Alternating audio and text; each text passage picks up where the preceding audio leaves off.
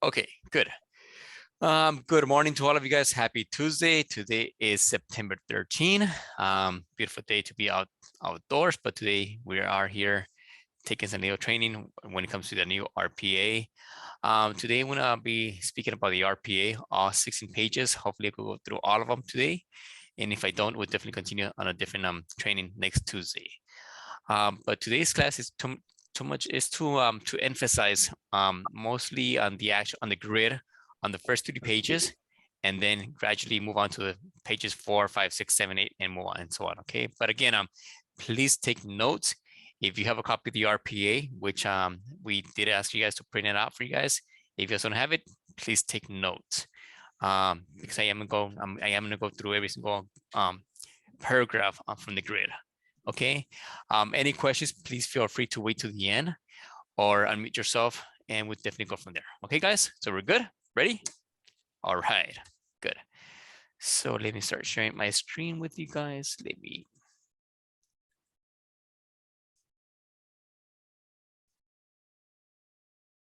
I'll go find my.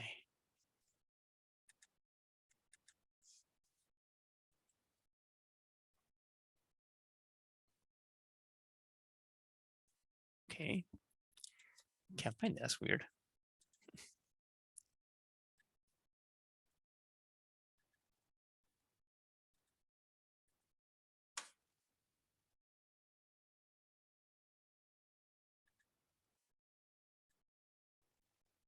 Here it is. All right. Can we all see this? Yes. Thank you, Brenda. Thank you. Thank you. Okay.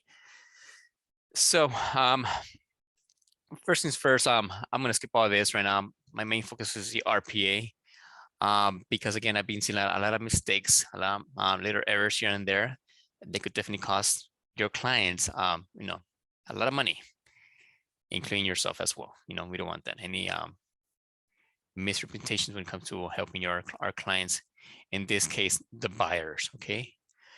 Okay, so we know that this is the RPA, the California Residential Purchase Agreement and Joint Escrow Instructions. Okay, first things first, we always want to start with a date prepared on top. And today's date is September 13, right? Who is the offer from? Well, we know it's coming from, in this case, Bob Buyer and Bobby Buyer. Okay. And again, we go always add more than 2 or 3, 4 buyers. Okay. Now, keep in mind, you have more than 3 buyers. Okay.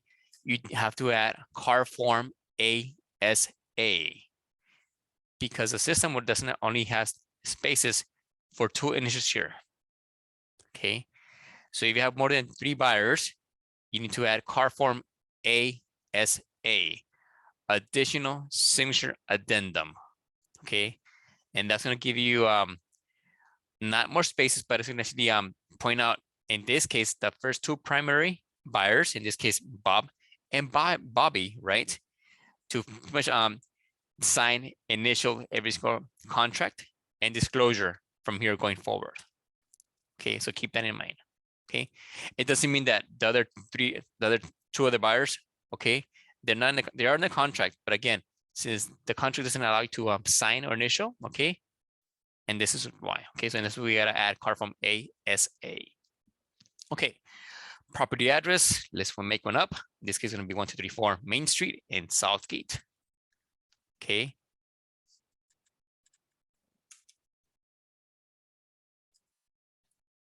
The city of Southgate. The county of Los Angeles. And we all know that when it comes to counties, please do not abbreviate your counties. Zip code 90280. And the parcel numbers, in case there's more than one, but if it's not, just one parcel. Okay. And this is how the way it should be. Okay. Just the street number, street name, the suffix, city, the county, zip code, and the parcel numbers or number. Okay. When it comes to the confirmation of agency, okay, again, I'm just going based on what I've seen in my Sky Slope when I review and check files and other files when it comes to our offices, okay, as well when you guys are helping the seller, okay, and you guys are going through the offer and helping the seller, okay? So again, in this case, who's the seller's firm? Well, in this case, it's going to be ABC Realty.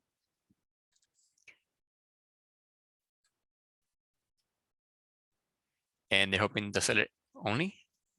And the agent is Larry Lister.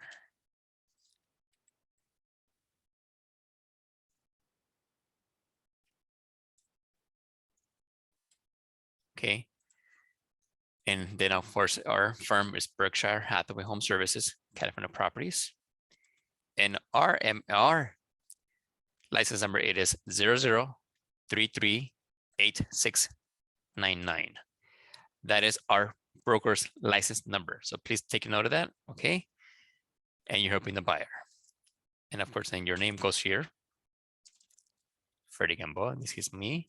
And my license number. Okay.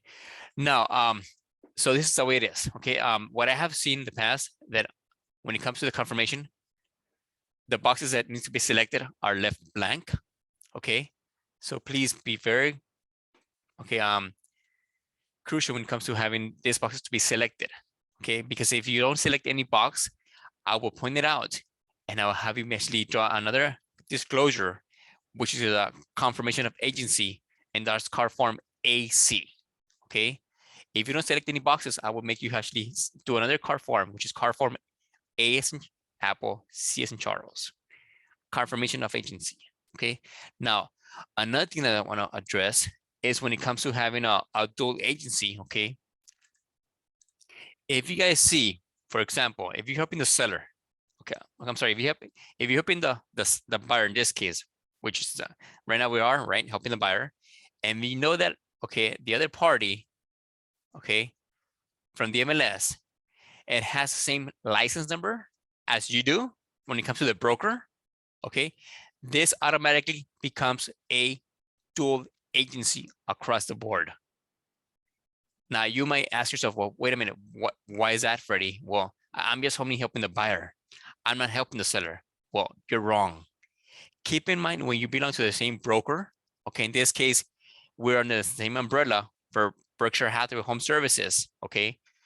If another agent from Lakewood, Downey, Southgate, Cerritos, Ontario, Victorville, Northridge, okay, has the same license as you from your office in Downey or Southgate, okay, automatically you should know that this is a dual agency just by knowing the license number right here on top. Does that make sense? Regardless if you're helping the seller or not. Because again, it's like your family, for example, right? I'm gonna pick for example, Ayala, Mr. Rodrigo. You have cousins, right, brother? Cousins, you have cousins? Okay. So most likely they come from your father, right? From your dad related, correct? Right. Now they might live in a different home, different city, and so on. But at the end of the day, what you guys are, what? Family. Because your brother's brother, right, come from the same dad, correct?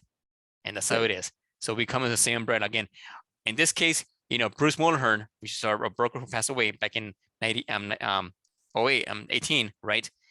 Again, his license number is 00338699, and we're his children working from his same company, pretty much. That's how it is. That's how you gotta see it, okay? Regardless who you are, but again, it automatically becomes a dual agency. Now, you might see another Berkshire Hathaway Home Services out there, but with a different license number, and that is not a dual agency. So do not go based by the name, but go based on the license number. So in this case, it's going to be, it won't be a dual agency, but it's going to be the seller exclusively and buyer exclusively in this case. I just want to make sure I clarify that across the board, because I have seen a lot of mistakes when it comes to our dual agency. Now, if I see this and you guys don't put actually a dual agency, again, I'm going to make you guys do an addendum in the same card form AC to disclose to the parties that, yes, this is a dual agency and both the buyer and seller are being helped by the same broker. Okay, we're good? Good, all right. Let's move on, okay. So right here, we're good. Okay, so let's go back to just confused, ABC Realty.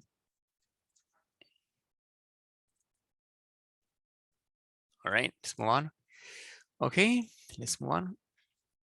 Now, so this is called the grid. Okay, this is the famous the grid. Okay, that we from page 1 and it goes all the way to page 3. Okay, and right here we could definitely be very careful. How do we do our selections? Okay, not everything will apply, but if it applies, please make sure to fill it out correctly. Okay. Okay, so on 3A, what is the purchase price? Well, pretty simple, right? Nowadays, the average home is about 675,000, right? If it's all cash, please select this box. If it's not, then leave it alone. Okay. I seen this 30 days, and then I seen here as well, or seen 30 days or sooner.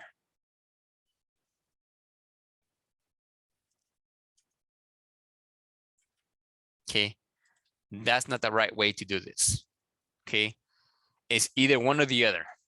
Okay, so when it comes to selecting the days to close escrow, okay, please take note. Okay, the easiest and fastest way to know how to determine how many days I need to close an escrow is going to depend on all cash and the type of financing. Okay, so if it's all cash, take note. I would definitely do an escrow from 15 to a 30-day escrow. Because most likely, if it's all cash, I want my buyer to close the sooner the better. Because again, keep in mind, these people are maybe have hard money lending, right? Hard money loan, they probably obtain from someone else, and time is of the essence for them. Okay, so that's why you would definitely want to close in 15 days or sooner, or no more than 30 days. So all cash, I would say 15 to 30 days, all cash, if it's all cash. Now, if this was a conventional loan, okay, I will go from 30 to 45 days conventional loan. Depending on how your clients are getting pre-qualified. Maybe they need some taxes, pay stubs, bank statements, any other financials they might need. Okay, it might delay your escrow. Okay, so keep that in mind. If it's FHA, you may want to go 45 days to 60 days. Okay, because you might have some in the little bumps on the road, some lender required repairs as well. Okay, now who can help you determine what is the best time to close escrow? Well, again, if you have questions about the financing, contact your lender or your bank who's helping the buyer. Again, contact your bank or the lender who's helping the buyer finance the loan for the buyer. So going again, all cash, 15 to 30 days, conventional, 30 to 45 days, FHA, 45 to 60 days. Any questions on the days exclusive escrow, guys? We're good? Okay. Now, if you know 30 days, it's okay. Now, the second box here is to select an actual date. It's an actual date you want to close. For example, today's 13. I want to go ahead and close on the 10th. Okay, I'm sorry. October 10th of next month. And what day go that down? Okay, so I'm going to pick here 10, 10, 22. Okay, so it's to select a date, an official date to close that escrow. It won't be 30 days, okay, but it's going to be a specific closing date on that day, okay? But usually we go based on days after acceptance. Keep in mind that if you don't open escrow, okay, the time still continues when it comes to your contingencies, okay? You don't have to open escrow for the contingencies to start, okay? The contingencies will start the day after the acceptance of the offer, okay? And same thing with the escrow. The escrow will close, okay, after acceptance. So if you open escrow, for example, let's say today it's Friday, okay? Friday the 16th, right? And you open escrow on the 19th, for example, right?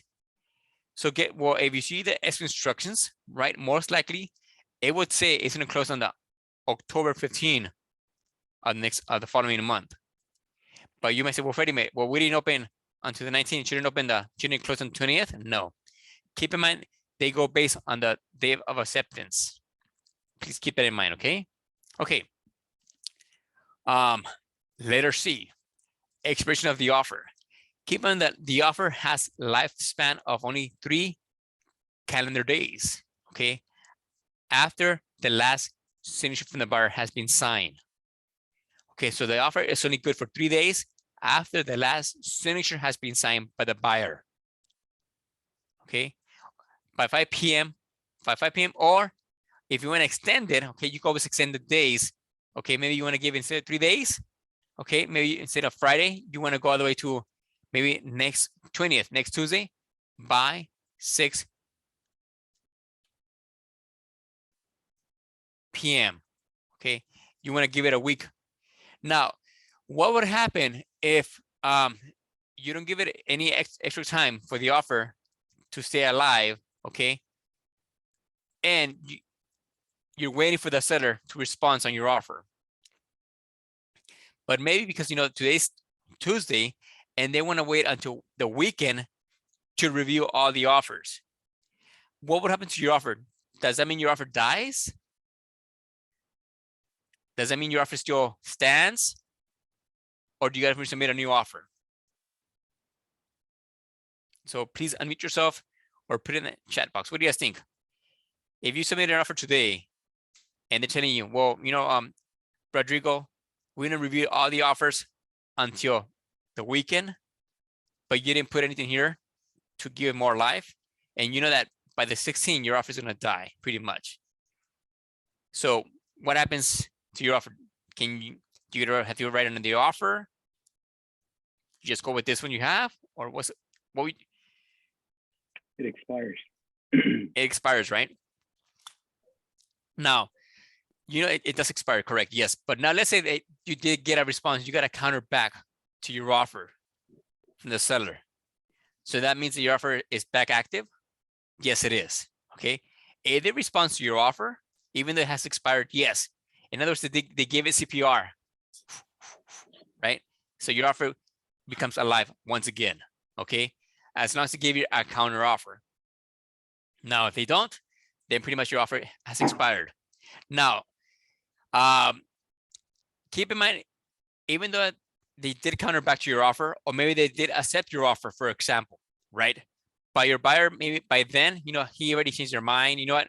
They already moved on and they found a better property out there and they already wrote another offer because, they were waiting for this offer, but it never came through. Now, if this offer gets accepted, does that mean your buyer has 2 open escrows now or 2 acceptance? Or can he withdraw from this offer? He can withdraw, but there's a penalty. He can withdraw, but no, there's no penalty. Keep in Oh, mind, really? because yes, there isn't. No, because again, keep in mind, because it was accepted after it expired, the buyer has the right to refuse and withdraw from the offer. Now, to make it formal, right, to make it more formal, yes, there's a card form WOO, withdraw of offer. Okay. If you don't want to be held liable, in this case, your buyers, okay, I would definitely submit card form WOO to make it official. You know what, Mr. Seller, I know you accepted my offer on the weekend, but you know what, actually, my buyers already found something better, and we got an acceptance on the property. So now we make it official. We submit in the card form WOO, withdraw of offer of this offer right here. Okay.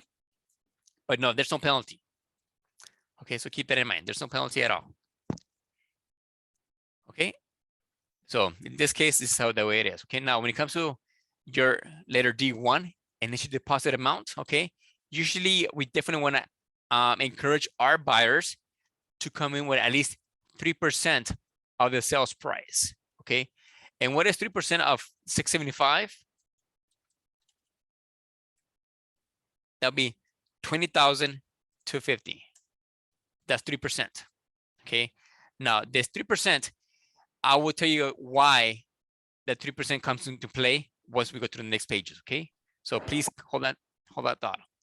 Now, keep in mind, if the offer just get accepted, okay, the buyer has 3 business days, okay, after acceptance to wire the money to escrow. Okay, keep in mind when it comes to calendar days and business days is very different. Okay, now you might say, well, why is that? Okay, keep in mind when it comes to real estate, meaning anything related to real estate, we're 24/7. Okay, our days are Monday through Sunday, including weekends and holidays. Okay, there's no time off in real estate. The only time off that we get is when it comes to either bank related or escrow related. Okay, so escrow, since they only open from Monday through Friday, and they don't open on the weekends or the holidays, right? Most likely, okay, I'm sorry, not most likely, but again, they follow the business days, Monday to Friday. Okay, so if today's Friday, right, and your offer got accepted today, by until when does the buyer has to make the deposit? Wednesday, because Monday is the first day, right? The first business day, Tuesday second, and Wednesday the third. Does that make sense? You don't count Friday, you don't count Saturday, because again, it's the day after acceptance is day 1. Okay. So today, for example, if offer got accepted today, tomorrow Wednesday is day 1, Thursday 2, Friday 3. Yes. Okay. Unless you want to modify those business days to 4 or more. I will never go less. Freddy, is this being recorded? Yes, it is, Naomi. Okay. You are being recorded. Okay, thank you. My pleasure, man. I'm in page 1, Brenda. I'm sorry, Urena. Yes. Okay, so again, keep it in mind, okay? So business days for the escrow. Now, D2, just in case you want to make your offer more in your favor, right? And you want to maybe increase your deposit, you can, right? And of course, you got to select this one and attach card form DID, okay? And then you got to, right there, how much you want to increase more. Now, a rule of thumb, when you want to increase your deposit, I would definitely encourage my buyer in case you want to get stuff accepted. Again, it's not very common nowadays, but I would increase it after I remove all my contingencies. When I know for a fact that everything's going well in their favor, when they already have their home inspections out of the way, when they did other disclosures out of the way, the appraisal, and the loan has been approved. Then I would encourage you, okay, if you want to make another deposit on top of your first initial deposit, then I would do it upon removal of all contingencies right here. You see that right, guys? Right there? Upon remove other contingencies right there. Okay. I'm going to put another additional, maybe another 3% more on top of that. Okay. Now you go also, now if you don't want to do it upon removal of all contingencies, then you can select a date right here. Okay. Maybe a future date could be October 3rd, right? Or maybe you may be more specific, well, in 15 days from today, right? After acceptance, okay? But again, the best way is to do it after all contingencies have been met and your buyer feels fully satisfied that, you know, again, he knows he's going to buy this property and he's not going to back out. Okay. But again, it's not very common in today's market. All right. E1, loan amounts. So if this is not all cash, okay, you do have loan amounts. You do have a loan contingency. Okay. If it's all cash, if it's all cash, okay, there's nothing here. But if it's finance, again, loan amounts and loan contingency. So what is my first loan amount? Okay. Now this is the difference from your down payment. Okay.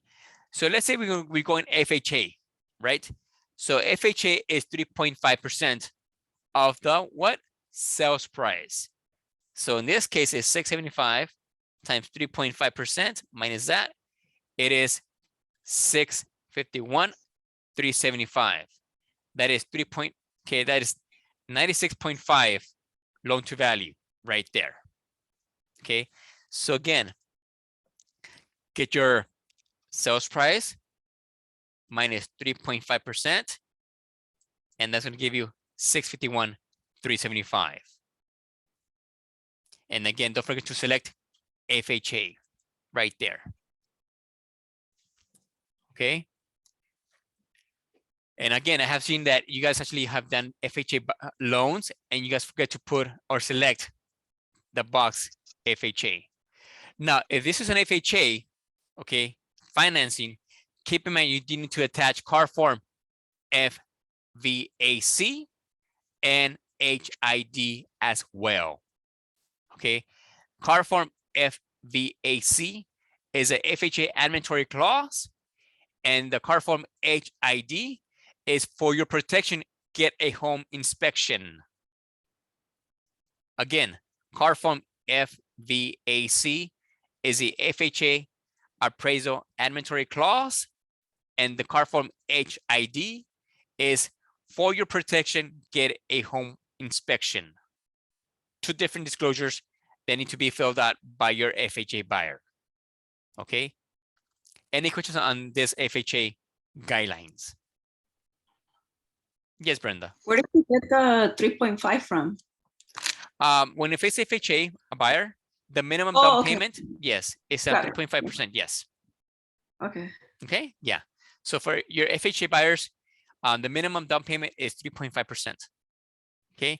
Now, if this was an actual conventional, then right, you could go 5%, 10%, 20%. Okay.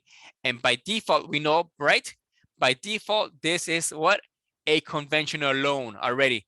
No need to go to other and put here what I have seen again in my sky slope. Okay.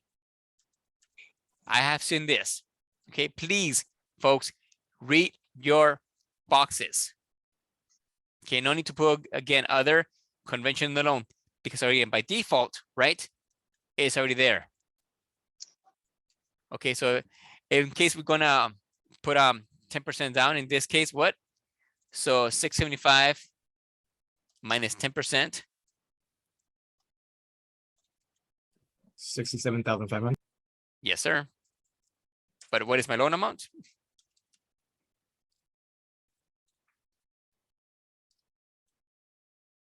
Is 607,500.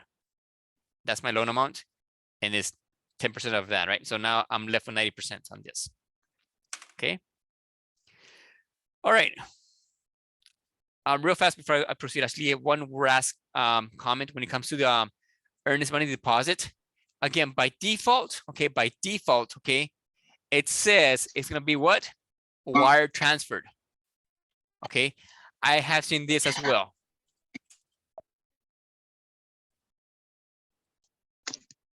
I have seen this as well. Electronic funds. Keep in mind that electronic funds and wire transferred is the same thing. No need to put electronic funds, okay, because it's already there. Wire transferred, okay, unless other or could be a cashier's check, okay. It can be money order, okay, or personal check, okay. That's your other or. Escrow will not take cash. Keep in mind that escrow will not take cash from your buyers, okay? Not no more. Either has to be wire transferred, personal check, money order, or cashier's check, okay, guys? So please, or personal check. Please keep that in mind, or leave it by default, which is a wire transferred. Okay, keep in mind, again, it is conventional, or is checked FHA, VA, or seller's financing. Okay, and again, this is a fixed rate. Okay, by default, it's conventional and it's a fixed rate, unless you select an adjustable rate. Okay, right there. Keep in mind, if this is an adjustable fixed rate, okay, you need to put the rate they're getting approved for. In this case, nowadays, rates what they're about five and a half, right, more or less, give and take. Adjustable rates, okay, it needs to be at the cap of that rate, not the beginning rate. We know that when it comes to adjustable rates, most likely you get a teaser rate that is really low. Okay, in this case, it could start at a 3%. Okay, that is not your approval rate. That is your beginning rate. You need to put the highest cap rate. In this case, it could be a 6%. Okay, if it's adjustable rate. Sorry for that. Okay, but if it's not, then leave it as is and leave it as fixed rate and just go to 5.5. Okay. And again, when it comes to points, buyers to pay 0 points or up to 1 point per loan amount. Okay. Now keep in mind the points your buyer pays are based on the loan amount, not the sales price, but the loan amount. Freddy, we have a question in the chat room for E1. Oh, thank you. Sorry. Okay, what about VA loans? Okay, yes. Okay, I see, like, great question. When it comes to VA loans, VA loans are most likely going to be 0% financing. Okay, so in this case, 0%, 100% financing here. Okay, but again, they do have to come in with at least some money down when it comes to down payment. Okay, but the difference, yes, the seller would have to pay for all the closing costs and everything else, including termite. Okay, so on a VA loan, okay, it is 0% financing, but the seller has to agree to pay for the rest of the financing when it comes to closing costs.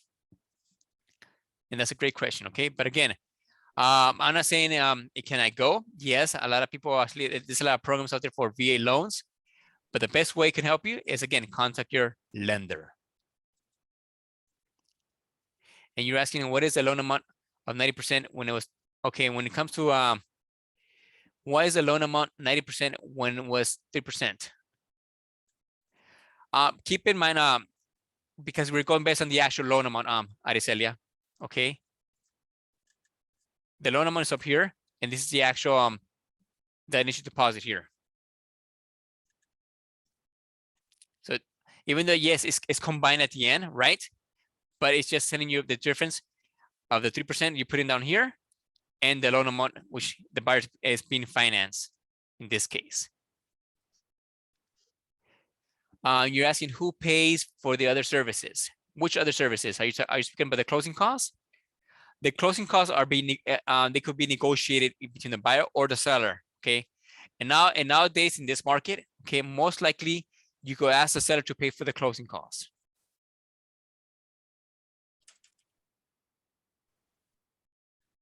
Okay. Okay, so let's move on. Okay, again, when it comes to FHA or VA loans, right? You need to deliver to the seller, right? Within 17 days, right? After acceptance, and any lender require repairs. Okay, now, but please keep in mind, okay, the seller is not obligated, again, the seller is not obligated to do any lender require repairs. Even though you submit it within 17 days, the seller is not obligated to do any lender required repairs. Okay, it's all negotiable. Please keep it in mind.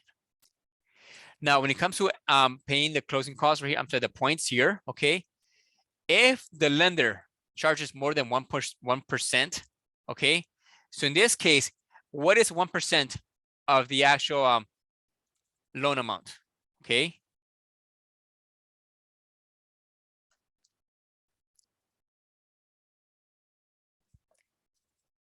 So that'll be what? 6,700, is that correct? Right? And 50? Okay, so that's 6,075. yeah, thank you, 6,075. Thank you, Brenda. Okay, so 6,075, okay, is how much your buyer has to pay on top of what? Escrow fees, taxes, right? And any other fees that might occur by the buyer as well, right? Through the escrow. So these are your recurring costs to the buyer. Okay, so the more points you pay, the more closing costs they have to pay out of pocket. Keep it in mind. So if it's if it is 1%, 6,075 times 2, that'll be 12,000 or what? 13,000 and change, right? Give and take. So it's better to always keep 1% here. Please, I have seen this. You guys leave it blank or you just put BPR.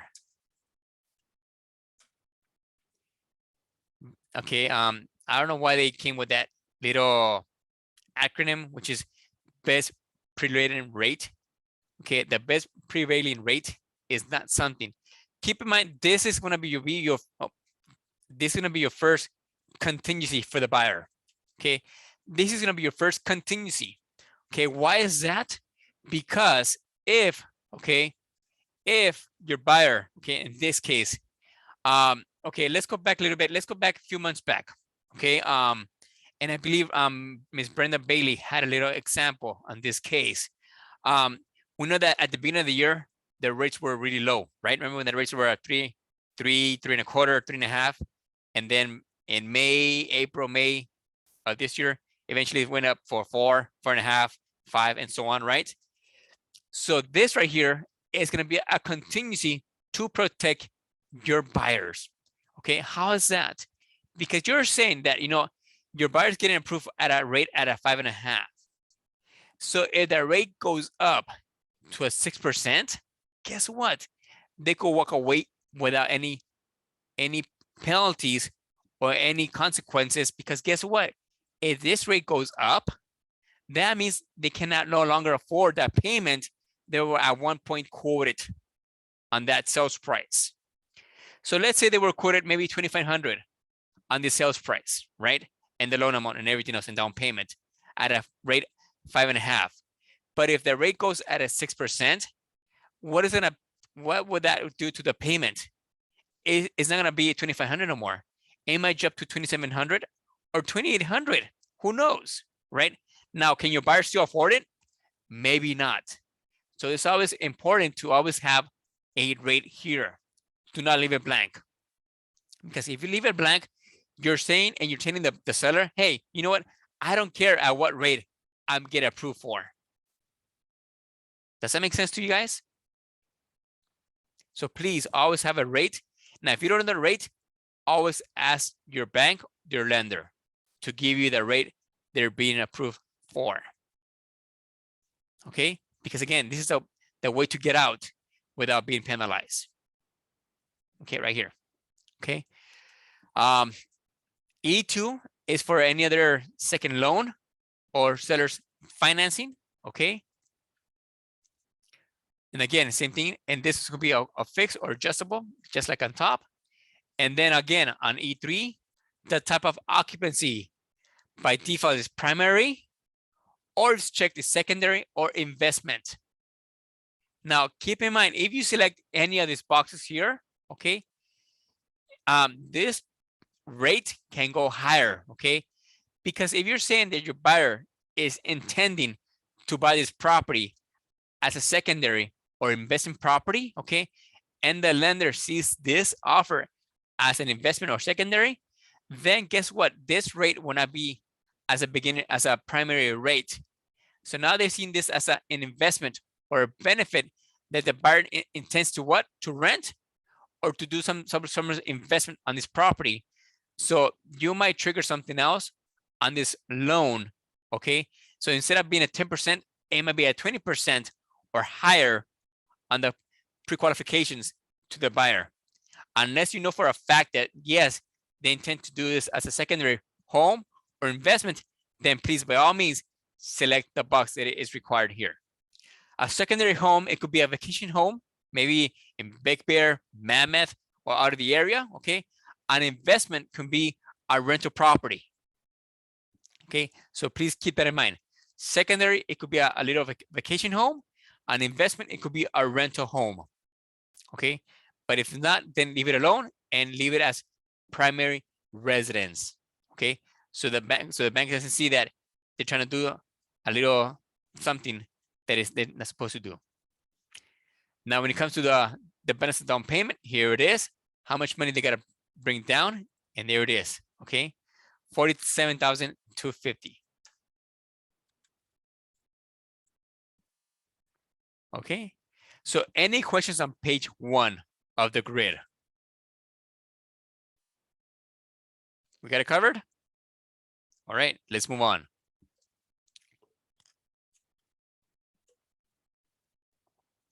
Page 2. Okay, so page 2. Now, Aricelia, your question about who pays for the closing costs, okay? Well, right here, this is where you want to negotiate, okay? Who pays for any closing costs or any credits to the buyer, okay? So again, right here, automatically by default, it says, right, seller credit, if any, to buyer, right? And how much we want the seller to credit, okay? Well, we could put a dollar amount. In this case, let's say, usually the rule of thumb, okay, that is most likely requested for closing costs is going to be between 2 to 3% of the loan amount. Again, closing cost is between 2 to 3% of the loan amount. Now, I usually do it out of the actual sales price because I rather have more than less, okay? So if I'm asking the seller to credit my buyer, okay, I'm asking him to give me at least 3%. In this case, I'm asking him to give me another additional 20,000 for closing costs. I went based off my sales price, not my loan amount. Now you might ask, but again, by why Freddy? Because again, I'd rather have more than less. Okay. Keep in mind, if you have less, okay, then your buyer's gonna be short-handed, right? And if you have those buyers that only have enough money for down payment, then who's gonna pay the difference out of pocket? Most likely be you, which I'm not going to approve because again, I want you to earn your commission. I'm not here for you guys to give away your commission when it comes to credit the buyer any closing costs. Okay, please, you work hard for your money, keep your money. Okay, we're not here to give away your money when it comes to your commission. You may say, well, Freddy, again, I gotta credit, some money back to the buyer. He has no money. Well, again, folks, that's why it's very crucial to always ask the most and not have something or have less money for you guys to put money in your own pocket, or in this case, out of your commission. Again, unless I see that, the other party is contributing and helping, then we might help in some way or form. But at the end of the day, please keep your full commission. Do not give it away. Again, it's gonna take at least 30 days for you guys to get paid. And then and as it is, nowadays people are not what? They're only paying you what? 2% for the commission. They don't pay the full 3%. Okay, again, they're not paying you guys the full 3% on the MLS. They're paying 2.5 or 2%. And if you want to give another 1 point on top of that, now you're left with 1% of commission. So please always make sure you ask for more than ask for less. Okay, and again, automatically, if you go here, when it comes to additional terms, it says here, seller to credit to be applied to closing costs. And I have seen this as well.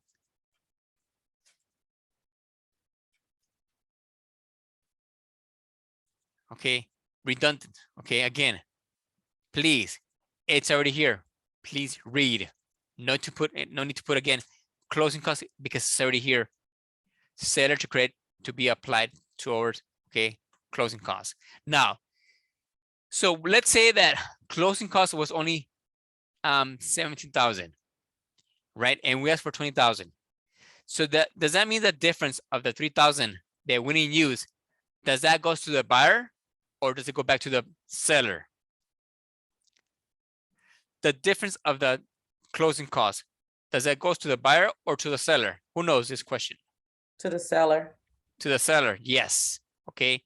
So the difference will not go back to the buyer. Thank you, Miss Bailey. Okay. Will not go to the buyer. Okay. Please don't think, please don't assume, please do not tell your buyers, hey, you know what? If any difference of all this money that we're trying to ask for the credit is coming back to you, please, you're wrong. It's gonna go back to the seller. Again, the difference of the closing costs that we didn't use is gonna go back to the seller. Okay. G2, additional finance terms. Okay. Right here, we could put now if this was let's say, for example, this is an actual a gift equity purchase. Okay. This is where we definitely want to put a gift equity.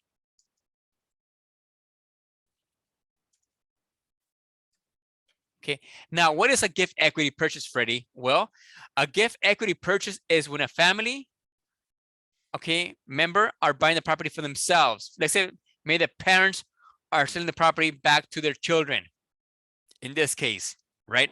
And they're selling it to below market value.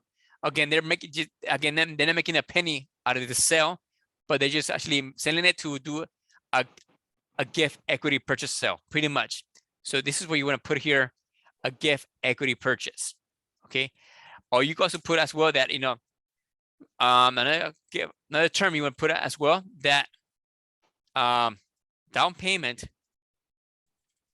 is coming from a gift. Okay. Now, FHA will allow your buyers to give or to get a gift from someone else for down payment. Okay, maybe your FHA buyers don't have enough money for down payment, but maybe they heard their uncle, their auntie, their cousin, their compadre, friend, relative, who's gonna give them the gift for the down payment. So this is where you want to put it here down, okay? Right here, you don't want to put anything for seller to pay for closing costs because it's already here. We know that, okay? Right here, you don't put seller to pay for termite, okay? Right here, you don't put seller to pay for home inspection, none of that. This is for additional terms only, okay? Keep that in mind. H1, okay? Again, so you need to know if it's all cash, right? Verification of all cash attached to the offer or 3 days after acceptance, okay? If you're helping a buyer who says, hey, Naomi, I want to buy this property all cash, okay? Just like the movie, what? Jerry Maguire, show me the money. Show me the money first, okay?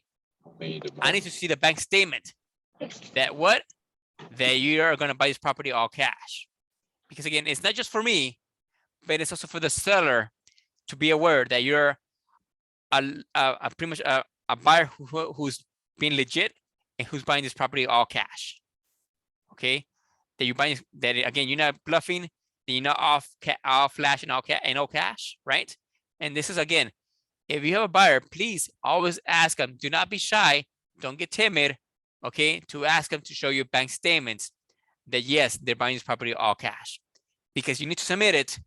Okay, with the offer, it always shows better when you submit the bank statement. Okay, with the offer. Now, because if you're the seller and you get an all cash offer, most likely you might not consider that offer from the all cash offer. Okay, keep that in mind. Okay, same thing when it comes to if this is going to be finance. Okay, you as an agent, okay, you need to see the bank statements as well. Okay, because you need to verify there's enough money for down payment and enough money for the closing costs. Okay, so please get a little piece of paper, okay, and let me help you how to put everything into place. Okay, let's say we didn't ask for any closing costs. Okay, let's say your buyer, you know what, Claudia, you know, I have enough money for down payment and closing costs. Okay, fine then. Show me your bank statement. Let me see if you have enough money for the down payment and closing costs. Okay, well, let's do the math. Okay, Claudia, well, we know for a fact you're putting what, 10% down, right? Okay, so we know for a fact 10% down of 675 is 67,500, correct? Okay, good. And how much money do we need for closing costs? Well, another 3%, and that's another 20,000 more on top of that, right? So far, if we add 67,500 plus 20,000, give and take, that's close to 90,000. Round it up to 90,000, right? So you better make sure your buyer has at least 100,000 in their bank account for this to go through.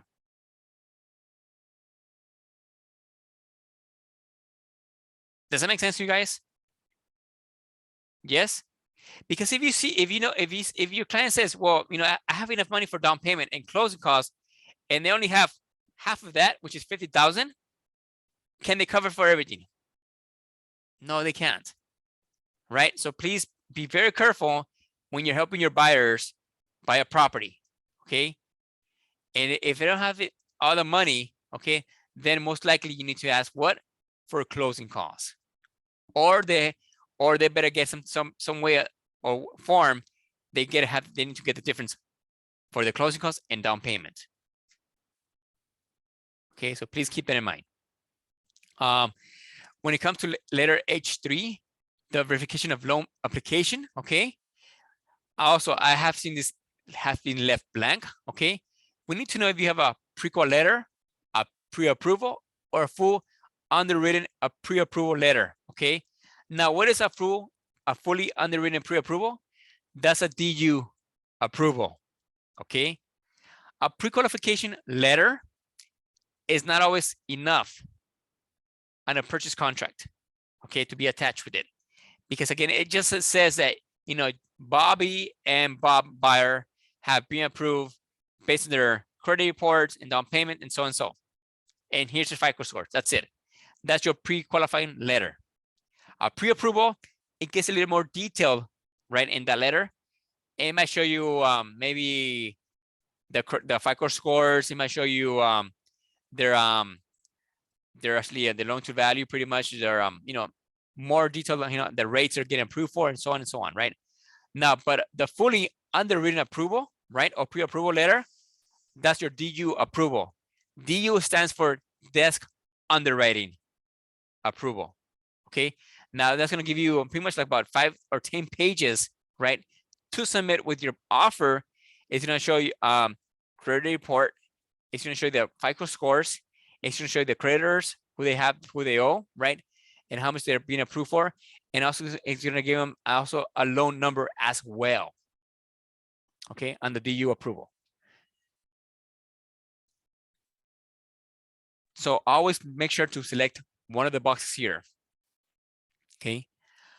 Okay, letter J, the final verification of condition. Okay, this is also known as your final walkthrough. Okay, keep in mind when you're doing your final verification of condition, okay, you gotta be very smart and be very careful how you put this together. Okay, if this property is tenant occupied, okay, we know that the tenant must leave the property, right, upon close of escrow. Okay, per contract, okay, tenant must vacate the property at the close of escrow. Okay, but I would definitely tell you guys to please, instead of the tenant to be removed or to vacate the property at the close of escrow, I would definitely say the tenant to vacate the property 5 days prior to the close of escrow. Okay, now why is that? Because again, we know the tenants, some tenants, not all of them, okay, they're pretty much careless. They don't care, right? They don't care when they're moving out. They could damage the walls. They could break windows, screens, who knows what, right? They just want to get out of there. Maybe they're mad, they're upset, they're getting kicked out, they're getting evicted, who knows what. So that's why it's very crucial to always put, okay, not here, okay, there's another paragraph that says, you know, that you want the tenant to vacate the property, you know, at escrow, but again, we're gonna put it 5 days prior to close of escrow.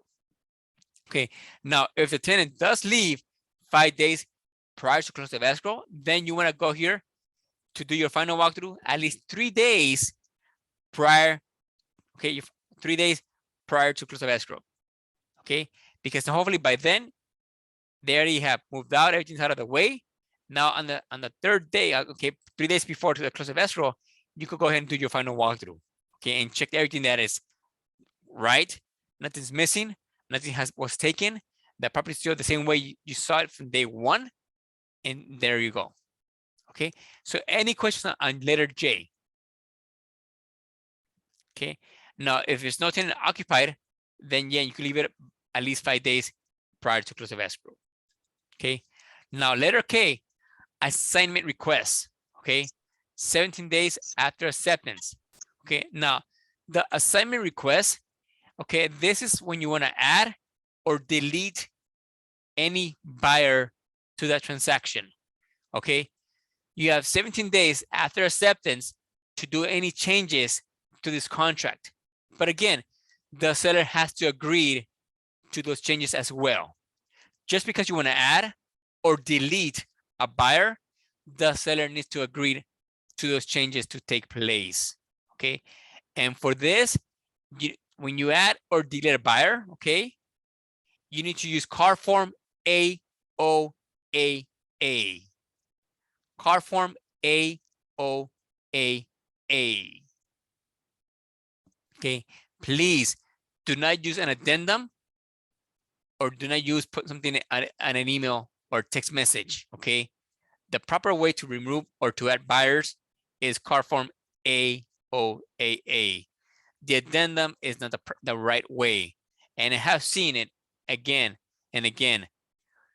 Bob buyer to be removed from the contract, and an addendum, or Bob buyer to be added to the contract, an addendum. Please, car form AOAA.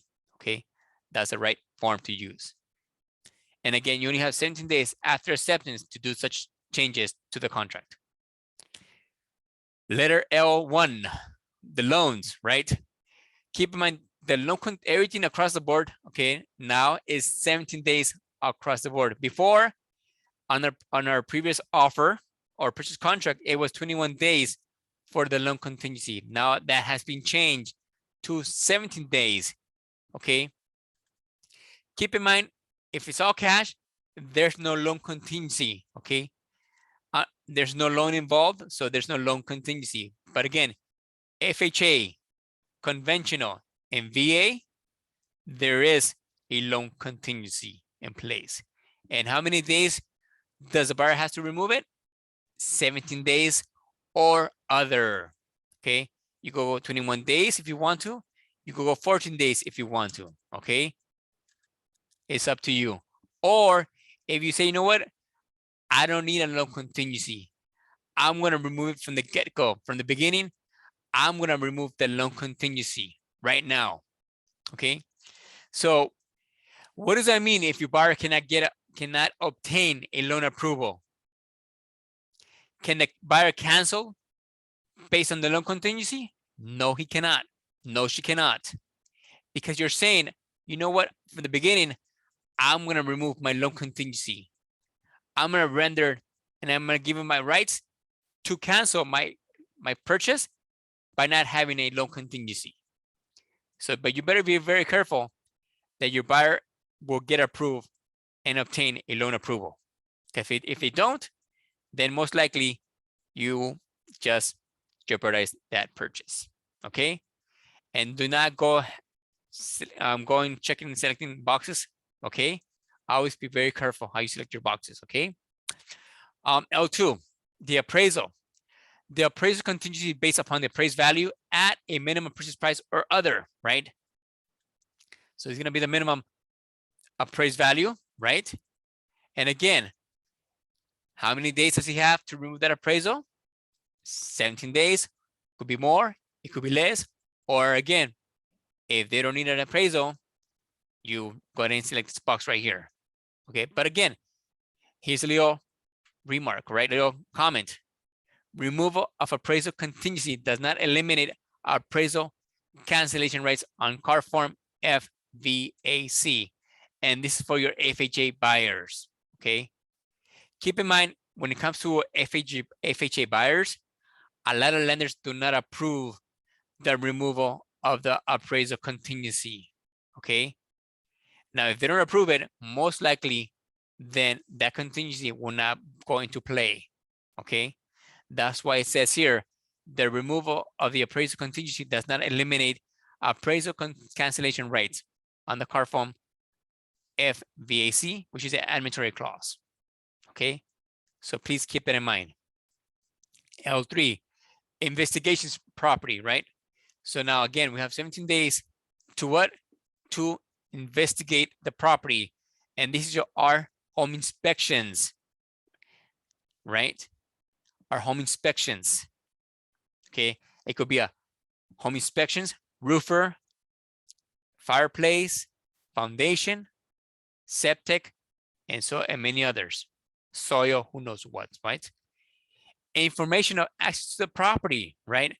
The buyer has the rights to the access to the property for information purposes, and it's not a contingency and does not create cancellation rights, and applies even if contingencies are removed, right? So in this case, Rut, the buyer has the right to come to the property and for only what? For information purposes, right? But it's not a contingency, okay? So the buyer has 17 days to go back and forth, back and forth, back and forth into the property, right? To view it, to inspect it, and so many other things, right? After the 17 days have been reached, then the buyer cannot go back and do anything else, inspect it, or preview the property no more, unless they're doing their final walkthrough, and that's it.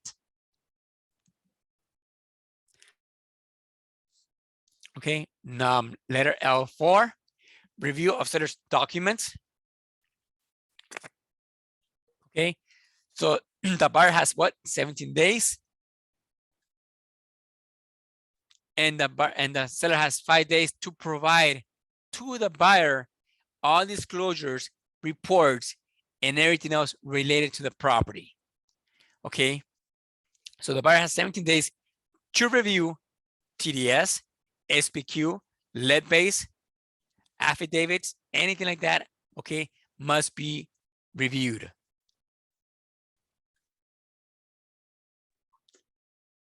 L5, preliminary report, right? And this, you'll get it from escrow. That title, preliminary report, you get it from escrow, okay? Again, this is why it's very crucial to always ask the escrow officer to prepare as a seller side, right? To provide and give to the buyer the title preliminary report, okay? And the buyer has 17 days to review it. Common interest disclosures, okay? This is your, what most likely could be considered as an HOA, okay? CCNRs, if it's a condo, townhouse, or community, okay? The L7, the review of lease or lien items, excuse me, and this could be applied for any PACE or HERO liens. Again, it applies to what? To solar panels or propane tanks or any other efficiency that was done in the property, okay? 17 days as well. Now, if you notice from L3 to L7, okay, if they want to remove any contingency from here, they gotta use car form CR. They need to be attached, okay? Just by checking this box, it doesn't remove the contingencies. You need to attach car form CR, which is contingency removal car form CR. Again, by selecting this box, it doesn't mean they're removing contingencies. You need to attach car form CR to remove the contingency that applies to each letter.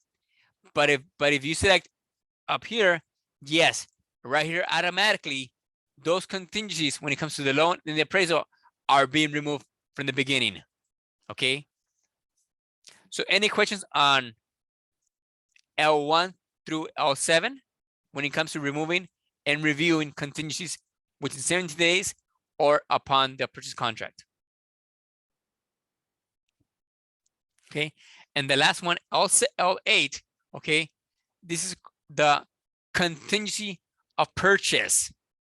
Okay, this is when your buyer needs to sell the property to buy this property they're buying. Okay, so you need to attach car form COP. Contingency of purchase is attached. Okay, so if your buyer, who also is a seller who's selling their down leg, they need to sell to buy, please attach car form COP. Okay, with this offer as well. Okay, so you're letting know the seller, hey, Mr. Seller, I need to sell for me to buy this property. So you've been already warned about my transactions, what's going on. Okay. And one, time of possession. Okay, by default, okay, it's already what? Upon notice of recordation or by 6 p.m. on the date specified as applicable. Okay. Now, before it was by 6 p.m. Now it's upon the notice of recordation. Okay. What does that mean? Recordation. Okay. That means that you will get a call, you will get an email, you will get a text message from your escrow officer. Congratulations. The file has been recorded. The transaction has been closed. Okay. Now, usually this happens around 2 to 3 p.m. in the afternoon. And usually with all recordings take place in the county. Okay. Some usually happens in the mornings. Some usually happens in the afternoons. But if you don't get a call, most likely you have to wait until 6 p.m. okay, on that given day. Okay. But if you get a call or an email telling you, hey, Naomi, guess what? Your transaction has been recorded. It has closed. And it's 11 a.m. this morning. Guess what? Your buyer can move it in upon immediately, right now. Go ahead and give them the keys. Here you go. The keys are to your new home are here. Tanta, cha-chang. All right. You are the new homeowner of this property. Okay. Now it also says or attached TOPA. Okay. Now what is a TOPA? The TOPA is a disclosure that applies for any tenants that have been they're occupying the property. Okay. If a tenant is occupying the property, you need to attach a TOPA. Okay. Why is that? Because you want the property to be delivered vacant upon the close of escrow. Okay. And remember, we asked how many days we want the tenants to vacate the property. Who remembers how many days prior to the close of escrow?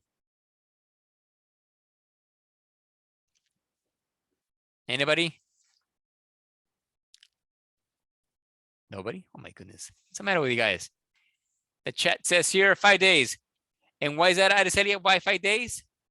Because we want to do our final walkthrough 3 days prior to the close of escrow. And hopefully the tenants, you know, and why we put 3 days prior to close of escrow? Because we want to give the tenants enough time for them to vacate and to leave the premises, right? The property, right? Again, sometimes they take 1 day, sometimes they take 2 days, right? And they usually move on the weekends. Right, Brenda, Bailey? You know why I didn't answer that question? Because I don't even look at those properties. Oh. I know. I'm gonna tell you why. It's just, you know, with the RIPMA moratorium still in place, I don't put my buyers through that drama. I'm sorry. Oh, so you're saying you don't show properties with tenants occupied? When they're tenant occupied, I don't show them. Yeah. You know, because you can have everything in place and do everything, but they have rights They do have that exceeds your buyer's rights. and so the they can landlord's still be in rights. that property. So I don't go there. I'm sorry. Yeah. The TOPA stands for, let's see, what does the TOPA stands for? The TOPA stands for something, tenants in possession, something like that. TOPA. Oh, that was my TOPA. There you go. It stands for Tenant Occupied Property Addendum. Tenant Occupied Property Addendum. TOPA. There you go. That's what your TOPA stands for. All right. So, well, good job. Good for you, Brenda.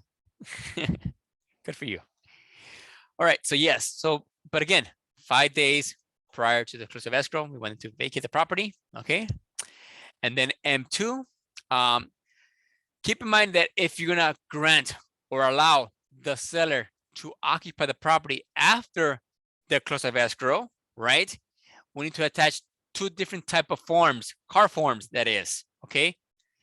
If the seller is going to remain 29 days after the close of escrow, but nothing more, you need to attach car form what?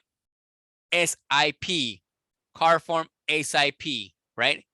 Seller in possession for 29 days or fewer, right? Car form, right? SIP, seller in possession. Now, if it's going to be more than 30 days, right? Then you got to attach car form RLAS. That stands for rent, lease, after sale. Rent, lease, after sale. More than 30 days. Because now after 30 days, now guess what? they become the tenant to the buyer on this property. Okay.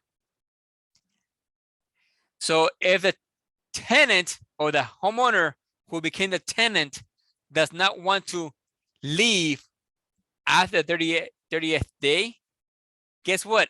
Just like Brenda says, Miss Bailey says, right? They have rights. And now you got to do what? Eviction, unlawful detainer. So please do not allow that seller to remain more than 30 days. Because legally, lawfully, right? After 30 days, they become a tenant and they don't want to move because they got on their horse. Guess what? You have to go through eviction processes, unlawful detainers, and it's going to cost a pretty penny to your buyer because now they're paying for rent, or I'm sorry, not rent. They're paying for the mortgage for something they own, but they cannot move into. Okay, so please, if you're gonna grant the seller to stay in possession, make sure it is 29 days or fewer. And now we know why, right? Okay. Now on the SIP, there's places, okay, and please take note of this disclosures that you go always ask for rent back and a deposit and everything else. Okay, please, please, please, folks.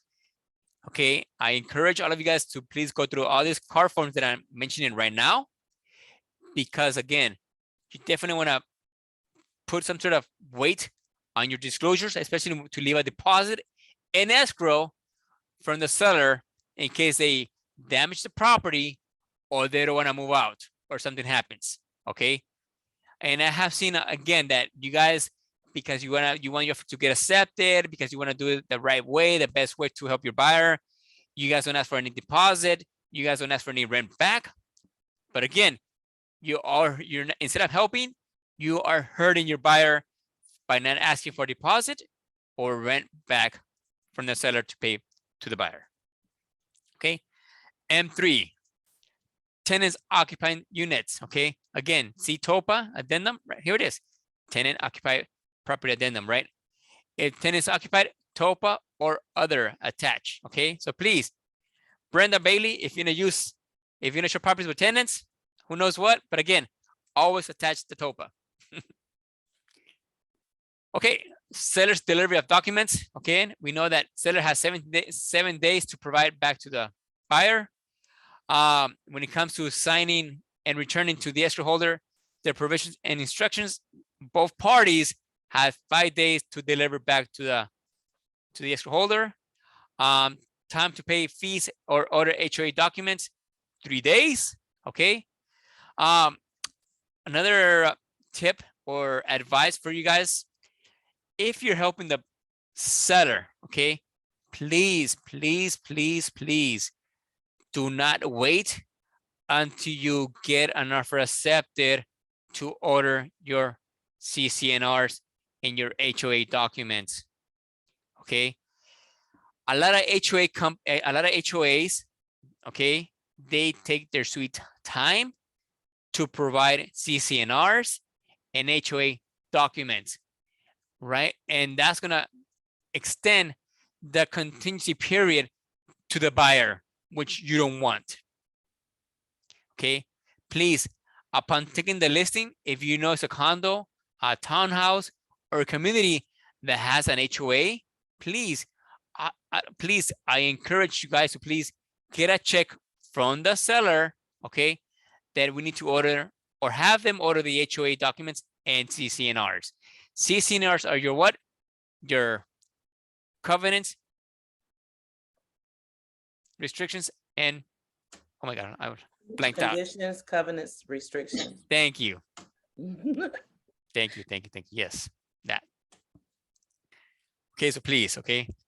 And then N4, install smoke alarms, carbon monoxide, right, detectors, and water heater bracing, 7 days, okay. Another thing that I have noticed, okay, when it comes to your request for repairs, please no need to put and to have, okay, and address seller to install smoke detectors, carbon monoxide, or water heaters. It's a state law. It's a state law that every seller must have operating smoke alarms, carbon monoxides, and the water heater to be fully embraced. Okay, no need to put that on your request for repairs because it's already on the TDS. It's already in the WHSD, the water heater, smoke detector, and also on the WCMD. Okay, again, car form, TDS on page 2, right at the bottom. It says that the seller will comply with state law by having smoke alarm, carbon monoxide, and water heating, bracing. And also it's going to say on the car form WHSD, which is the water heater, smoke detector disclosure, and also on the car form WCMD, which is the water conserving carbon monoxide disclosure as well. Okay, it's already there. It has been signed by the seller that he's going to comply by according to the state law of California. So again, no need to put it on your request for repairs. Okay. Okay. And 5, the evidence of representative authority, okay, on 3 days after acceptance. And this is for any entity, a POA,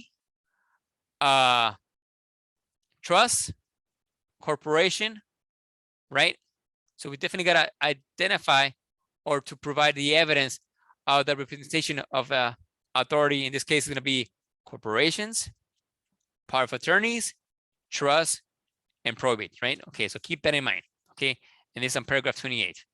Okay, so real fast, let's go through our contingencies, right? Take note, okay?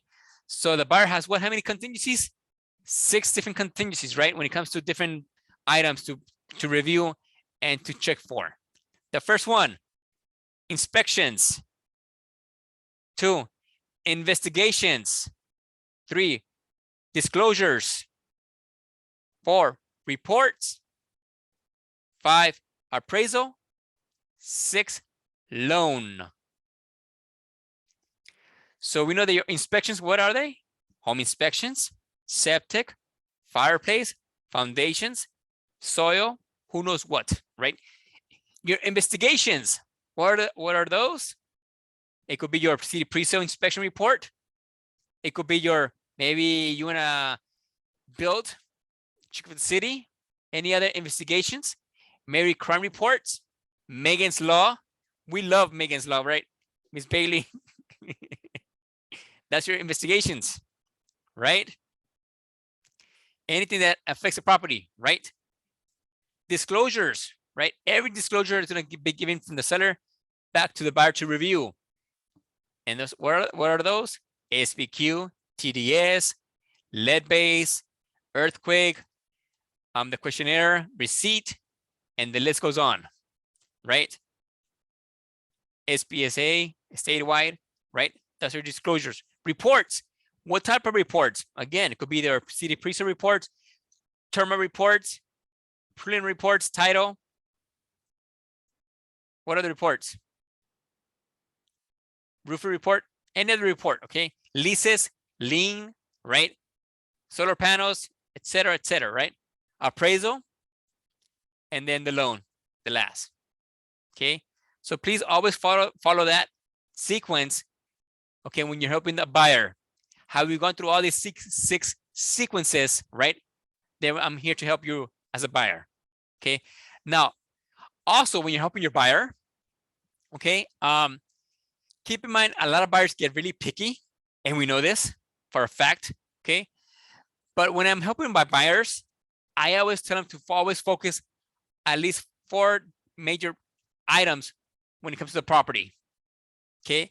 Is there actually 5 items? I'm sorry, 5 items. It could be the roof, plumbing, windows, electricity, and foundation or structure. Again, roof, windows, plumbing, electricity, and the structure or the foundation. Okay, everything else is cosmetic. Everything else is cosmetic. What is cosmetic? Well, a leaky faucet, a hole in the wall, missing doors. Okay, a scratch on the wall, right? So always look for these 5 items when you're also out there with your buyers. If you're doing your, if you're at the actual place when they're doing your home inspection, again, do not quote,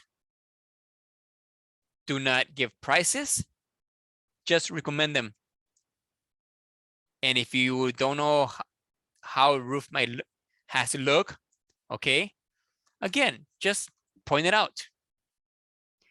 Okay, Aricelia, and Aricelia saying, what should I look for when it comes to electricity? Well, you definitely want to look for the electrical panel, especially on older homes. They were built probably in the 20s, 10s, 30s, 40s. Okay, if those panels have not been upgraded, right? Most likely they might have either 2, 3, 4 circuit breakers. And especially nowadays that we have so much technology, right? TVs, computers, appliances, right? That those breakers will not stand the actual power to be consumed by those breakers. And eventually it's going to continue popping or being ejected. Okay. So it's always best to have newer panels, okay, on those properties. And yes, you go with, and all these things that I mentioned are negotiable. Okay.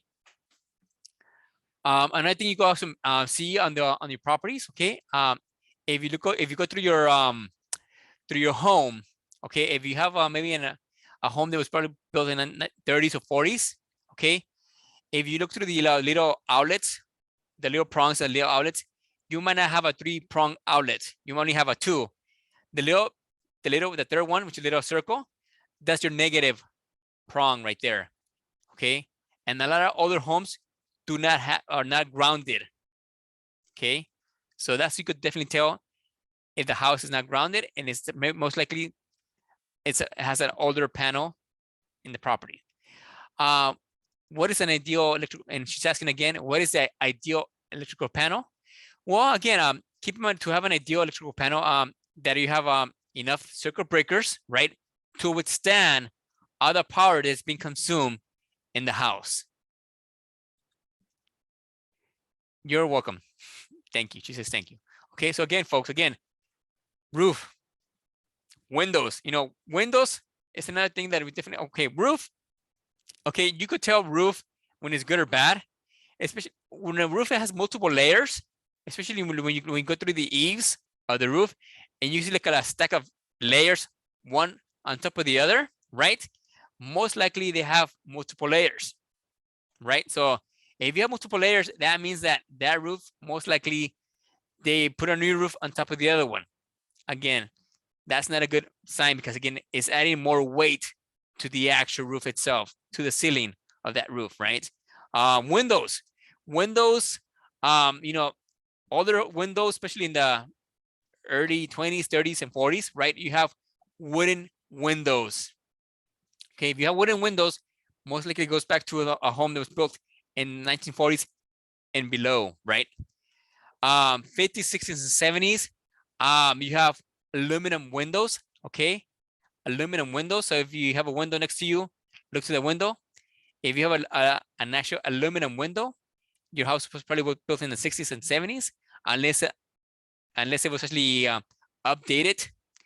And you have nowadays the new vinyl dual pane windows, which are more energy efficiency, right? The vinyl plastic windows, the white ones, right? So again, wooden windows, most likely they get painted shut because they paint over them. Aluminum windows, they tend to eventually give way because, open and closing, they don't last that long unless they have newer windows. Okay. And Haricel is asking again, roof, electrical, plumbing, foundation, and windows are all parts of your home inspections. Yes, they are part of the home inspections. Yes, correct. Okay. Okay, and also the structural. Okay, the structural and the foundation. Okay, same thing when it comes to the structural or the foundation. Okay, if now, until what year they stop building homes on a raised foundation? Who knows this question? Until what year they stop building homes on a raised foundation? Who wants to get a lucky guess?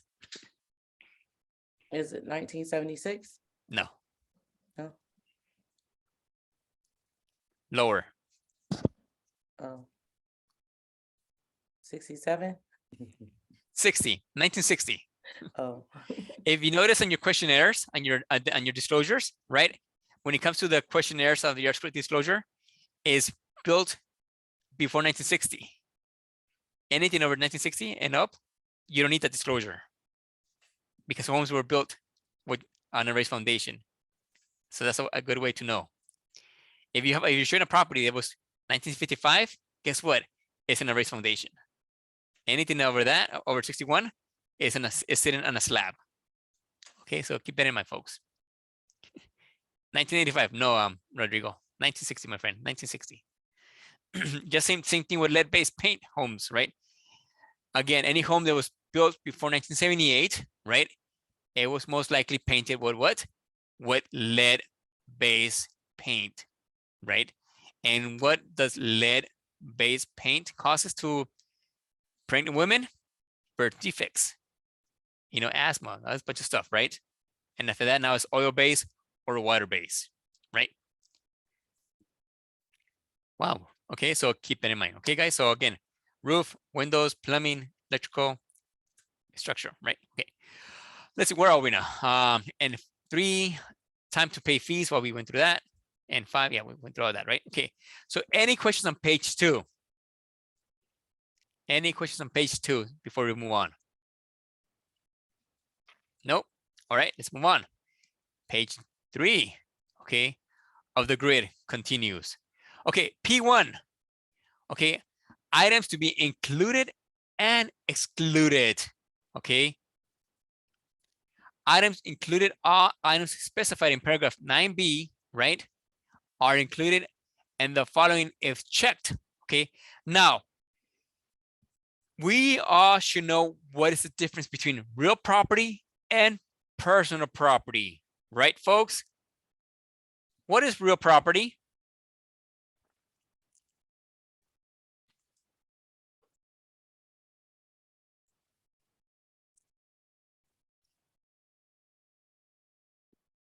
Jose Jaime, what's real property? Jose Jaime?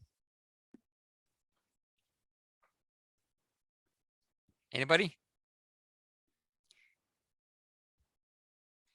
Okay.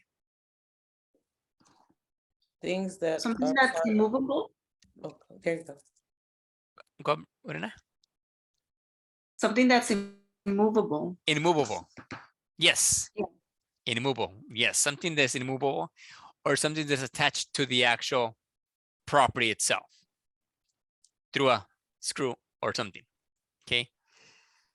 Something that's attached to the property or immovable. That is correct. That is real property. Thank you, Brenda's. My only 2 Brenda's today are speaking up here. So yes. So again, something it is immovable or is attached to the property. Okay. So a water faucet, is that real property? Yes. Right. A light fixture? Yes. Right. What about the bracket behind your flat screen TV? Does that bracket become real property? Yes, it does, because it's attached to the wall, and the wall's attached to the home. That the home is attached, that is immovable. Okay. Just So- the bracket only, right? Just a bracket only. Yes, Naomi. Okay. Unless you want to give me your TV, I'll take your TV as well. No, thank you. Because the TV is mounted onto the bracket, right? Unless the TV is attached to the actual wall, then it becomes real property. Now, what about a mirror that is screwed into the property, to the wall? That is what? Real property as well. Now, what is personal property? anything that's what? Movable, right? So let me ask you, would a dishwasher consider personal or real property? Personal. What is that, Naomi? A dishwasher? Oh, no, not a dishwasher. I'm sorry. No, Oh, because that's attached. it's attached to the what? To what's attached? It's attached to the whatever. You can't take that. Who says it's personal property? Brenda's? Well, you don't have a I problem. don't know, that's tricky. I didn't hear you. You broke it up. That's tricky because some dishwashers are attached to the counter. But Okay. I don't know. I would say Count as a it would trade be more fixture? like a no. But I'm not Okay. sure on that one.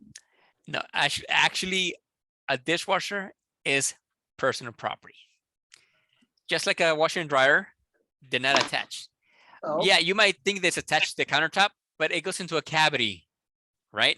On the countertop, yeah, that's true. right? And the only thing that's attaching the actual dishwasher, right, is two little brackets. It's holding into place. Okay. And make sure if your client automatically thinks that they're getting the dishwasher, you check it off. Because recently we had that issue and they were quite upset. So that's definitely, well, I was the listing agent. So my client was not willing to leave behind the dishwasher. Yes. Okay. Keep in mind, yes, appliances are not real property. Now, what about a stovetop? That's an appliance. Is that real property or personal property? A stovetop. Come on. It's built into the top, so. Yes, the stovetop, it is on the actual countertop. So yes, that is real property. Okay. Are we set? Are we They good? have some microwaves built in too, right? No, no, no. No. Again, because again, unless the microwave it goes through the microwave from the microwave to the actual wall itself, Naomi, then it becomes real property. Okay. But those microwaves that are actually on top of the actual above the stove, in this case, they're being held by a bracket as well. Okay. So the bracket is a real property. Even though some of those microwaves have vents ready, Even though, yes, Eddie. Because again, the vents attached to the ceiling, and then the microwave's attached to the vent.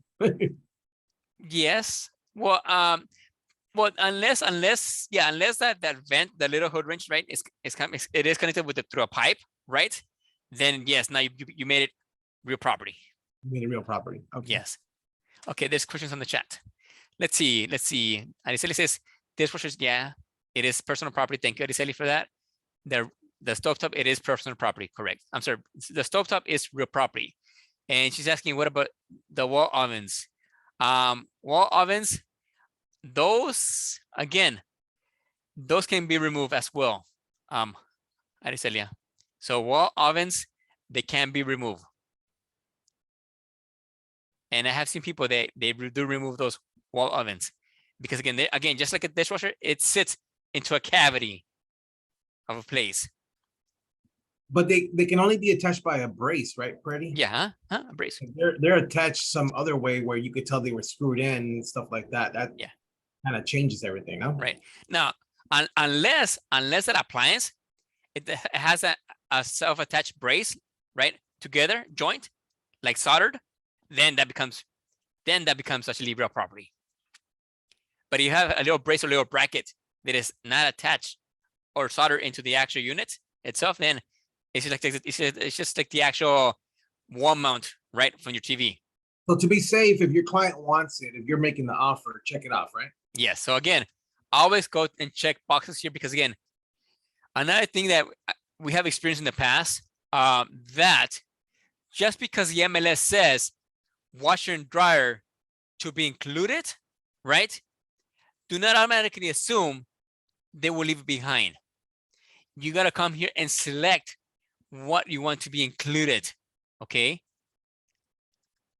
On the actual purchase contract. Okay, please keep that in mind. Because if you don't select any box and you go based on the information from the MLS or any flyer, right? Well, they could believe that, you know what? Well, maybe they didn't want the washer and dryer. Maybe they have their own washer and dryer, and that's why they didn't want ours. Okay, so always make sure to select the boxes of the items that you want to be requested the purchase. Okay, same thing goes with, actually, I think Eddie had an experience with doorbell, right, Eddie? Doorbell? Yes, they had the and The ring? this was before they had attached a video doorbell. Right. It was like up in the air and they took it with them. Right, because again, keep in mind the doorbell itself is personal property, but the actual bracket behind that holds the doorbell, like the Ring doorbell, is the real property. So in your case, Eddie, again, they were in the right to do so. Well, where they messed up though is that they didn't replace it, because back then this little video doorbell choice was not on there. Yeah, exactly.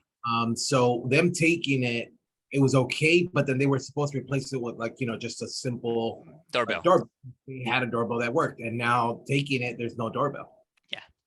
So back then they left it up in the air. Yeah. See, here it is, the wall mounted brackets for video or audio, right? Again, all that good stuff. Okay, see right there, bathroom mirrors, unless excluded below, right? Right, so mirrors, bathrooms already, if they're most likely, all the mirrors in the bathroom is most likely they're what? They're screwed in, attached to the wall, right? Now, anything you want to exclude, right, goes right here, right? So any questions on P1? I want to make sure you guys get this correctly and get it right. We're good? Always select the items you want to, okay? Now, what would happen if you select stove, refrigerator, washer and dryer, and then when you're doing your final walkthrough, it's all gone? And they didn't counter that back. Can you argue it? Yes, you can. Okay, you can argue to bring back the washer and dryer, that stove, and anything else you have selected, right, to be included in the sale. All right, Q1. Okay, now when it comes to allocation of cost, okay, when it comes to Q1 and Q2 and Q3, okay, this is only for the report. Okay, who's gonna pay for the report? Okay, not the work that the report says. Okay, and I have seen this a lot, and I want to emphasize and want to make sure, and I want to clear this away from you guys, because again, this is only who pays for the report, not who pays for the work on the report. Two different items. Okay, please keep it in mind. So in this case, we want the natural hazard zone disclosure report to be paid by who? By the seller. And we want to add the environmental. What is the environmental? Anything that is man-made. Landfills, towers, phone towers, right? Electric towers, anything like that, right? Man-made. That's your environmental. Okay. Provided by who? Select your provider. Do not put seller's choice. Do not put seller's select.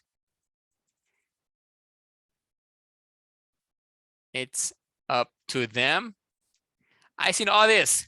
Please select your provider. Okay, whoever you choose, please put it down. Okay, and always have the seller pay for it, and also include environmental. Always environmental. Okay, because without the environmental, right? Where's the nearest landfill here in Southgate? On Garfield and Southern, right? Yes, Eddie? Yes, in the Hollandale area. Holiday area, right? So if you don't select the environmental and someone's going to buy it by the holiday area, guess what? They won't even notice. They won't come across. There's one there. And then eventually, if they move in, they're going to get this stink coming on almost on a daily basis. Hey, what's the smell? If I have known there was a landfill, I would never have bought here. I wish I have known. I wish my agent had told me there was a landfill. Now, Ms. Urena, did you know there was a landfill here? Yes, I've been there with my dad Okay, you've been there. Okay, many times. anytime, right? But maybe that day you forgot. You were insuring properties and you totally, you know, you didn't tell your client. And now he bought the property, he moved in or she moved in and say, hey, Brenda, you never told me there was a landfill. Oh yeah, I forgot to tell you. Yeah. My bad. And this is why the environmental is very crucial, because now it's not just you telling them, right? It's also a report. It's been disclosed to them if they want to move in. And once they sign it, they agree to the report, right? So keep that in mind. Yeah, I've been there too as well. All right, next one, another report, right? What about term report? I seen this as well. Okay, term report paid by the seller. And just by putting term report, it doesn't mean the work, the completion is going to be done. Again, folks, please take note. Just because you put term report, it doesn't mean the completion or the work is going to be done by the seller. We're just saying the seller is going to provide you a what? A termite report, and that's it. It's letting you know the house is infested with termites. If you want to take it, if you don't, it's up to you. But I'm not going to pay you for any work to be done. So do not assume, do not believe, because you put a report here, they're going to do the actual what? Work on completion. Okay. And I will tell you where to negotiate the work to be done on that report. Okay, keep that in mind. Any other report, maybe what other report can we ask for, right? Well, again, we don't want to put here septic tank because there's a place for that. Okay, maybe on, okay, any other report you want to mention? Okay. Another report could be what? What other report do you want to mention here? Maybe a crime report? I don't know. Okay. Q4, smoke alarms and carbon monoxide. Okay. Water heat and bracing. Who's going to pay for it? The seller is. Any government required point of sale, also known as what? city pre-sale inspection reports. Paid by who? Paid by the seller. Any government required point of sale corrected remedial actions, paid by who? By the seller. Now, escrow fees. Here's another one that I always go through here that I baffle myself. Okay, I think escrow fees, we want who to pay for it? Not both. And I have seen this. Each pay their own. Guess what? It's already here. It's already here. It's already there. So do not put both. Each to pay their own fees. And again, put your escrow company. Do not put seller's choice. It's up to them. Seller's reserves.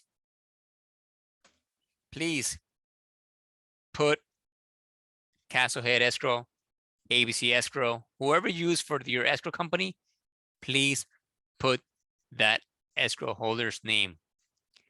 Same thing goes with your title company. Okay, if you use Orange Coast Title, please put Orange Coast Title. Do not put seller's choice. Do not put seller's reserves. Do not put seller's select. Do not put us up to them. Do not leave it blank. Okay, please put a name of your provider. Q9, we know for a fact it's going to be buyers paying for that insurance policy. Q10, sellers to pay for any county transfer tax fees, any city transfer tax fees, any HOAs, we want seller to pay for it, any HOA certifications by the buyer, any HOA transfer fees, same goes by the seller. Private transfer fees, it's already defaulted already, okay? Do not put both, leave it alone. is already paid by who? By the seller. Okay. Now, TC fees. TC fees. Documentation.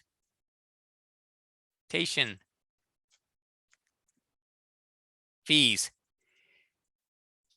Guess what?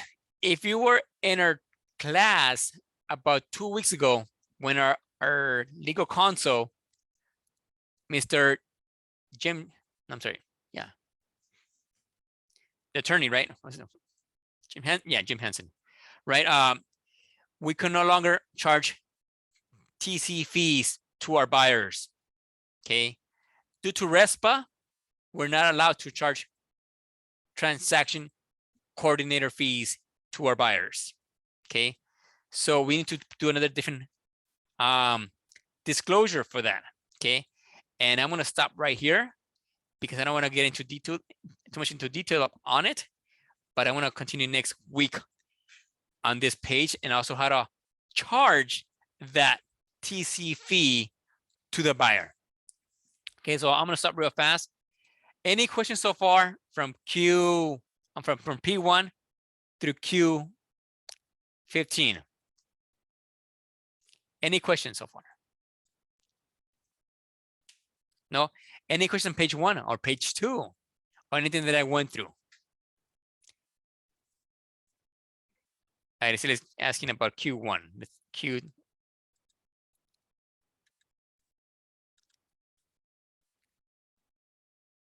Q1, Arcelia, is that we want the seller to pay for the natural hazard disclosure and always select environmental. Okay, environmental is anything that is man-made, like landfills, cell phone towers, electrical towers, and anything that's gonna obstruct or pretty much jeopardize the value of that home. Okay, and always select the provider as well. Okay, anything else? Any other questions?